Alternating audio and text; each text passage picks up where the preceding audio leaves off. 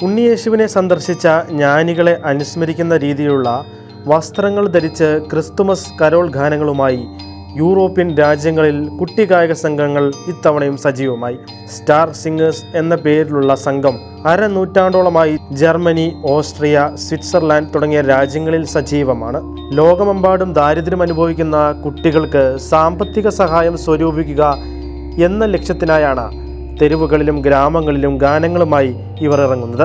മധ്യകാലഘട്ടത്തിൽ ആരംഭിച്ച ഒരു പാരമ്പര്യമാണ് കരോൾ ഗാനങ്ങളുടെ ആലാപനമെന്ന് ഡൈ സ്റ്റേൺസിംഗർ എന്ന കുട്ടികളുടെ മിഷണറി സംഘടനയുടെ സമ്പർക്ക വിഭാഗത്തിൻ്റെ ചുമതല വഹിക്കുന്ന റോബർട്ട് ബൗമാൻ സ്മരിച്ചു. ഈ സംഘടനയാണ് എല്ലാ വർഷവും ജർമ്മനിയിൽ കരോൾ പരിപാടി സംഘടിപ്പിക്കാൻ നേതൃത്വം നൽകുന്നത്. ലോകമെമ്പാടുമുള്ള കുട്ടികൾക്ക് സഹായം എത്തിക്കുന്ന കിൻഡേഴ്സ് മിഷൻസ് വർക്ക് എന്ന കത്തോലിക്ക സന്നദ്ധ സംഘടന 1959 സ്റ്റേൺസിംഗറിനൊപ്പം കരോൾ പരിപാടി ആരംഭിക്കുന്നത്. പിന്നീട് federation of German Catholic youth എന്ന സംഘടനയും 1961 ഇതിൻ്റെ ഭാഗമാവുകയായിരുന്നു. ചിൽഡ്രൻ ഹെൽപ്പ് ചിൽഡ്രൻ എന്നതായിരുന്നു പദ്ധതിയുടെ ആപ്തവാക്യം.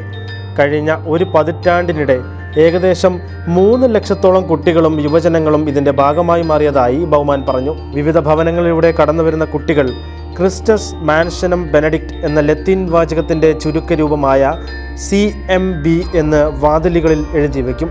ക്രിസ്തു ഈ ഭവനത്തെ അനുഗ്രഹിക്കട്ടെ എന്നതാണ് പ്രയോഗത്തിൻ്റെ അർത്ഥം. കത്തോലിക്കർ അല്ലാത്തവരിലേക്കും കത്തോലിക്ക സഭയിലെ അംഗമായിട്ടും വിശ്വാസം പിന്തുടരാത്തവരിലേക്കും മറ്റെല്ലാ മനുഷ്യരിലേക്കും ക്രിസ്തുവിൻ്റെ സുവിശേഷവും കൃപയും യേശുക്രിസ്തുവിൻ്റെ ജനനത്തിൻ്റെ സന്തോഷവാർത്ത പ്രഘോഷിക്കുന്ന കരോൾ പാട്ടുകാർ കൊണ്ടുവരുന്നുവെന്ന് ബൗമാൻ കൂട്ടിച്ചേർത്തു.